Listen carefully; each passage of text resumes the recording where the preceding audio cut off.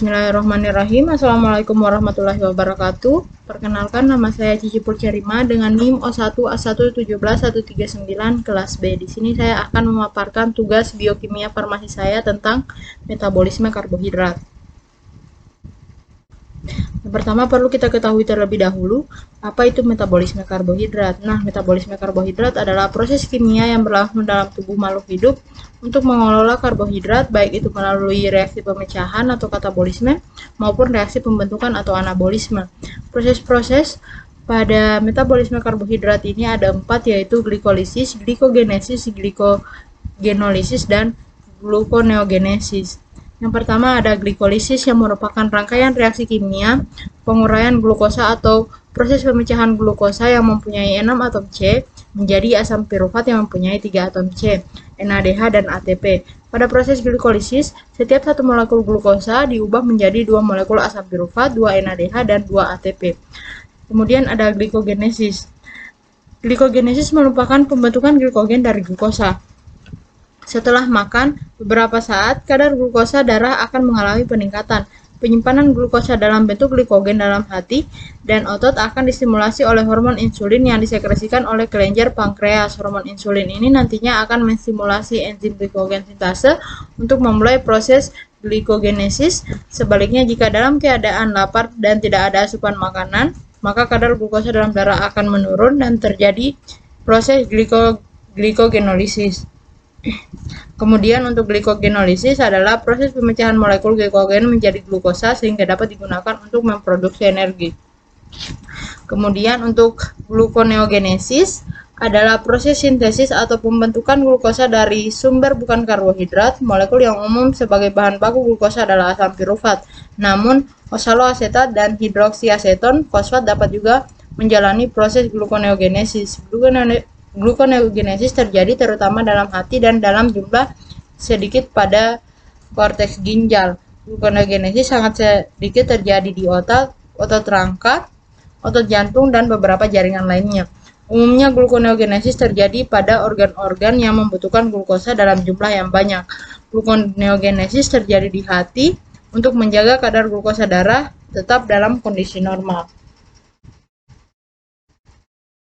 Kemudian ada siklus glikolisis, siklus Krebs, dan rantai respirasi. Nah, pada tahap glikolisis ini terdapat 10 langkah untuk glukosa berubah menjadi asam pirufat. Di antaranya yaitu tahap pertama, glukosa akan diubah menjadi glukosa 6-fosfat oleh enzim heksokinase. Tahap ini membutuhkan energi dari ATP atau adenosin trifosfat. ATP yang telah melepaskan energi ini akan disimpan dan akan berubah menjadi energi ADP. Kemudian glukosa 6-fosfat akan diubah menjadi fruktosa 6-fosfat yang dikatalisis oleh enzim fosfoheksoisomerase. Kemudian fruktosa 6-fosfat akan diubah menjadi fruktosa 1,6 difosfat. Reaksi ini dikatalisis oleh enzim fosforuktokinase. Dalam reaksi ini dibutuhkan energi dari ATP.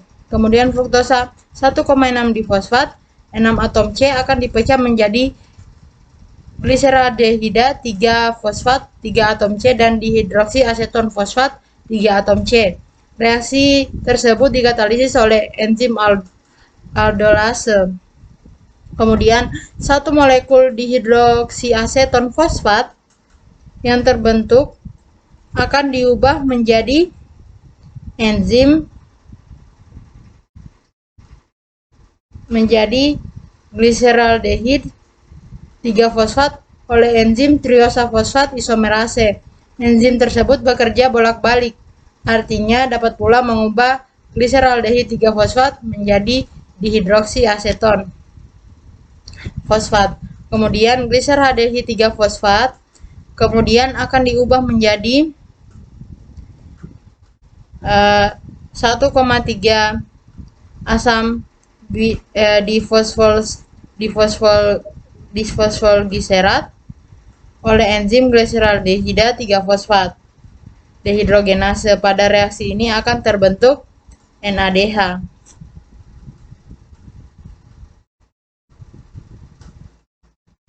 Kemudian 1,3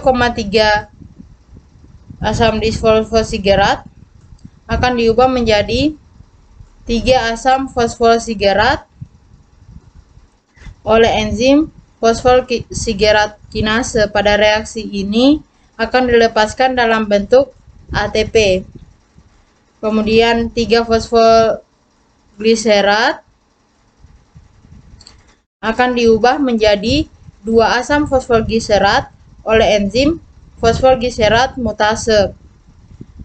Kemudian 2 asam fosfogliserat ini akan diubah menjadi asam fosfofenol pirufat oleh enzim enolase. Asam fosfofenol pirufat akan diubah menjadi pirufat yang dikatalisis oleh enzim pirufat kinase. Dalam tahap ini juga dihasilkan dalam bentuk ATP. Yang perlu diperhatikan adalah pada langkah ke-6 dan hingga ke-10. Langkah-langkah tersebut terjadi 2 kali karena terbentuk 2 gliserideid 3 fosfat dan pemecahan fruktosa 1,6 di fosfat. Oleh karena itu, 2 molekul gliseril 3 fosfat masing-masing akan menjalani langkah 6 hingga 10 tersebut. Jadi, hasil total glikolisis adalah 2 molekul asam pirufat dengan 2 ATP dan 2 NADH. Molekul ATP yang terbentuk sebenarnya ada 4, namun 2 ATP telah digunakan untuk membayar hutang ATP yang telah dipakai pada tahap reaksi pertama dan ketiga. Kemudian yang kedua ada siklus Krebs. Siklus Krebs ini ditemukan oleh dokter dan ahli biokimia asal Jerman yaitu Hans Adolf Krebs. Siklus Krebs ini atau nama lainnya siklus asam sitrat atau asam trikarbosilat merupakan bagian dari respirasi aerob yang di dalamnya terdapat beberapa proses yang cukup kompleks. Namun inti dari siklus ini adalah untuk dapat menghasilkan energi. Tahap-tahap dalam siklus Krebs ini adalah yang pertama, asetil-CoA akan berikatan dengan oksaloasetat membentuk sitrat, asam sitrat. Reaksi ini dikatalisis oleh enzim sitrat sintase. Kemudian asam sitrat akan diubah menjadi isositrat oleh enzim akonitase. Kemudian isositrat akan diubah menjadi alfa ketoglutarat oleh enzim isositrat dehidrogenase. Dalam reaksi ini dilepaskan molekul CO2 dan dihasilkan NADH. Kemudian alfa ketoglukorat ini akan diubah menjadi suksinil CoA oleh enzim alfa ketoglukarat dehidrogenase. Dalam reaksi ini akan dilepaskan CO2 dan dihasilkan NADH.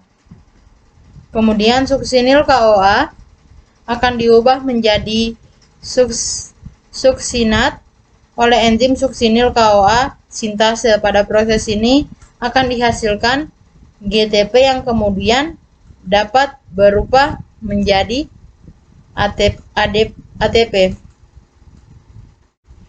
Kemudian suksinat akan diubah menjadi fumarat oleh enzim suksinat dehidrogenase. Pada reaksi ini akan dihasilkan FADH2. Fumarat kemudian akan diubah menjadi malat oleh enzim fumarase. Kemudian malat akan diubah menjadi oksaloasetat oleh enzim malat dehidrogenase. Pada tahap ini juga dihasilkan NADH. Energi hasil akhir siklus Krebs adalah 2 GTP atau sama dengan 2 ATP, 2 FADH2, dan 6 NADH2. Energi hasil glikolisis ditambah siklus Krebs sama dengan 4 ATP, 2 FADH2, jadi menghasilkan 10 NADH. Setelah mengalami siklus Krebs, respirasi aerob akan menuju ke tahap sistem transport elektron. Pada tahap ini terjadi pengangkutan elektron melalui rangkaian molekul penangkapan elektron yang menghasilkan ATP, hingga elektron terakhir ditangkap oleh oksigen. Transfer elektron atau fosforilasi oksidatif adalah tahap di mana terjadi pengubahan NADH dan FADH2 menjadi energi yang berbentuk ATP agar bisa digunakan oleh tubuh. Tempat berlangsungnya tahap transfer elektron berada di bagian mitokondria, tepatnya di dalam membran krista atau mitokondria. Pada akhir sistem transport elektron terjadi penangkapan elektron oleh oksigen untuk membentuk air, sedangkan setiap satu molekul NADH yang ada pada sistem transport elektron ini akan menghasilkan 3 ATP, dan setiap satu molekul FADH2 akan menghasilkan 2 ATP. Jumlah NADH yang dihasilkan dari tahap glikolisis sama dengan 2 NADH. Pada tahap dekarboksilasi oksidatif juga menghasilkan 2 NADH. Kemudian pada tahap siklus Krebs menghasilkan 6 NADH. Dari proses ini kita mendapatkan 10 NADH, karena satu molekul NADH menghasilkan 3 ATP, maka total ATP yang didapat adalah 10 NADH dikali 3 ATP sama dengan 30 ATP. Sedangkan jumlah FADH2 yang kita dapatkan dari proses siklus Krebs adalah 2 buah molekul FADH2. Jika satu molekul FADH2 akan menghasilkan 2 ATP, maka total ATP yang kita dapatkan dari FADH2 adalah 4 ATP. Jika kita menambahkan 4 ATP yang kita dapatkan dari proses glikolisis dan siklus Krebs, maka total ATP yang dihasilkan dalam proses respirasi aerob adalah 2 ATP ditambah 2 ATP ditambah 30 ATP ditambah 4 ATP sama dengan 38 ATP. Tetapi pada proses glikolisis terjadi proses perpindahan dari sitoplasma menuju proses selanjutnya, yaitu transfer elektron yang terjadi di mitokondria. Proses perpindahan ini akan membutuhkan energi 2 ATP, jadi ATP bersih yang dihasilkan adalah 36 ATP. Kemudian untuk hubungan metabolisme karbohidrat, lipid, dan asam amino. Karbohidrat, lemak, dan protein bertemu dalam proses metabolisme, yaitu di dalam siklus Krebs. Sebagian besar pertemuannya berlangsung melalui pintu gerbang utama siklus Krebs, yaitu asetil koenzim A. Akibatnya ketiga zat tersebut dapat saling mengisi sebagai bahan pembentuk semua zat tersebut. Karbohidrat dapat disintesis dari lemak dan protein, lemak dapat disintesis dari karbohidrat dan protein, sedangkan protein juga dapat disintesis dari karbohidrat dan lemak. Untuk keterkaitan metabolisme karbohidrat, lemak, dan protein dapat dilihat pada gambar 4. Yang pertama, metabolisme karbohidrat secara garis besar, keterkaitan metabolisme karbohidrat dengan metabolisme lemak. Metabolisme karbohidrat secara garis besar yaitu glukosa, kemudian pirufat, asetil-CoA, siklus Krebs, dan energi ditambah CO2 ditambah air atau H2O. Kemudian gliserol akan masuk melalui jalur metabolisme karbohidrat di antara glukosa dan pirufat. Asam lemak mengalami beta oksidasi menjadi unit-unit 2 karbon. Kemudian unit-unit 2 karbon ini akan mengikat satu molekul KOA menjadi membentuk asetil KOA yang masuk melalui jalur metabolisme karbohidrat.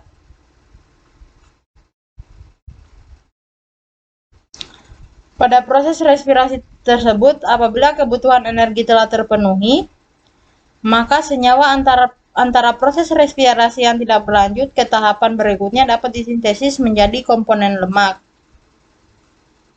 Jadi, 3 gliseraldehida 3 fosfat dapat disintesis menjadi gliserol, asetil-CoA, gliserol, asetil-CoA, yang juga merupakan senyawa antara pada proses respirasi seluler akan mengalami penggabungan menjadi asam lemak. Kemudian keterkaitan metabolisme karbohidrat dengan protein. 3/4 zat pada tubuh terdiri dari protein, otot, enzim, protein plasma, antibodi, dan hormon. Protein ini akan dibongkar oleh tubuh apabila sudah tidak ada karbohidrat dan lemak. Asam amino masuk Asam amino masuk jalur metabolisme karbohidrat dengan 3 cara, yaitu asam amino glukogenik diubah menjadi pirufat, kemudian asam amino ketogenik diubah menjadi asetil-CoA, kemudian asam amino non-glukogenik dan non-ketogenik dideaminasi dan langsung masuk ke siklus Krebs. Jika jumlah protein terus meningkat, protein sel dipecah jadi asam amino untuk dijadikan energi atau disimpan dalam bentuk lemak. Pemecahan protein jadi asam amino ini terjadi di hati dengan proses deaminasi atau transminasi.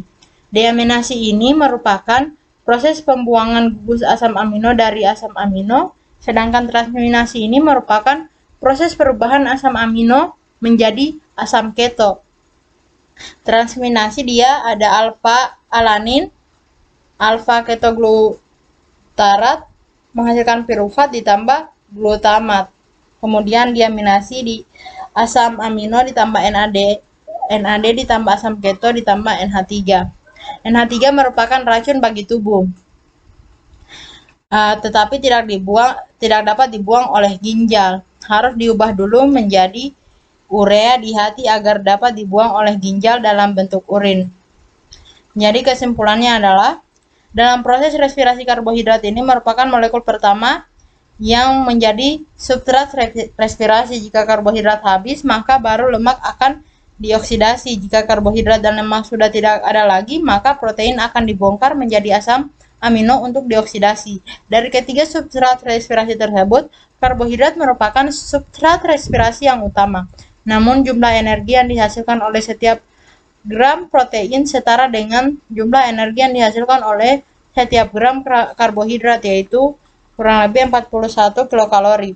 Sementara setiap gram lemak bila dioksidasi akan menghasilkan 2 kali lipat dari jumlah energi yang dihasilkan oleh karbohidrat dan protein setiap gramnya, yaitu kurang lebih 9,3 kilokalori. Kemudian proses glikolisis aerob dan anaerob, energi ATP yang dihasilkan 1 glukosa. Reaksi glikolisis merupakan reaksi yang unik karena bisa berlangsung dalam kondisi aerobik maupun anaerob. Dalam keadaan cukup oksigen terjadi glikolisis aerob, sedangkan pada keadaan kurang oksigen di dalam sel akan terjadi glikolisis anaerob. Sel darah merah atau eritrosit merupakan sel yang miskin mitokondria. Eritrosit sangat bergantung pada glukosa sebagai bahan bakar untuk proses metabolisme mereka. Glikolisis di eritrosit berlangsung secara anaerob. Glikolisis anaerob juga penting untuk medula ginjal, jaringan dengan suplai oksigen rendah, dan sedikit mitokondria atau jaringan yang mengalami kekurangan aliran darah atau iskemia. Peranan utama jalur glikolisis dalam proses oksidasi glukosa yaitu menghasilkan energi berupa ATP melalui dua mekanisme, yaitu fosforilasi tingkat substrat maupun melalui oksidasi pada rantai respirasi. Dalam reaksi glikolisis aerob, satu molekul glukosa diubah menjadi 2 molekul pirufat dan 2 molekul NADH oleh enzim sitosolik. Sejumlah energi berupa ATP dihasilkan saat jalur energi tinggi intermedia mentransfer gugus fosfat ke adenosin difosfat atau ADP. Dalam proses yang disebut fosforilasi tingkat substrat, NADH yang dihasilkan dari reaksi glikolisis aerobik akan dioksidasi melalui rantai-rantai respirasi di mitokondria yang menghasilkan 3 molekul ATP. Pada kondisi aerob, NADH dari proses glikolisis dioksidasi kembali melalui jalur reaksi konversi pirufat menjadi laktat oleh enzim laktat dehidrogenase, sehingga pada kondisi anaerob energi yang dihasilkan lebih rendah dibanding kondisi aerob, dan produk akhir yang dihasilkan berupa laktat. Meskipun glikolisis anaerob lebih rendah dalam memproduksi ATP, glikolisis anaerob penting untuk jaringan dengan suplai oksigen dan sedikit mitokondria atau jaringan yang mengalami iskemia. Produk ATP yang dihasilkan pada oksidasi satu molekul glukosa melalui jalur glikolisis aerob adalah sejumlah 8 molekul ATP, sedangkan melalui glikolisis anaerob menghasilkan 2 molekul ATP. Dasar perhitungan jumlah ATP yang dihasilkan pada reaksi glikolisis adalah untuk glikolisis aerob, produk ATP yang dihasilkan pada tingkat substrat adalah reaksi yang dikatalisis fosfogliserat kinase 2 kali 1 sama dengan 2 ATP, kemudian reaksi yang dikatalisis piruvat kinase 2 kali 1 sama dengan 2 ATP, sehingga jumlah ATP yang dihasilkan pada tingkat substrat adalah 4 ATP. Produk ATP pada tingkat oksidasi respirasi adalah 2 dikali 3 ATP, berarti menghasilkan 6 ATP. Untuk fosforilasi glukosa dan fruktosa N6P membutuhkan 2 ATP, sehingga total ATP yang terbentuk dari glikolisis aerob adalah 4 ditambah 6 dikurang 2 ATP sama dengan 8 ATP. Untuk glikolisis anaerob itu sendiri, pada glikolisis anaerob tidak terjadi produksi ATP pada tingkat oksidasi respirasi, sehingga jumlah ATP yang terbentuk pada glikolisis anaerob adalah 4 dikurang 2 ATP sama dengan 2 ATP. Sekian presentasi dari saya, kurang dan lebihnya mohon dimaafkan. Saya akhiri, wabillahi taufiq wal hidayah. Wassalamualaikum warahmatullahi wabarakatuh.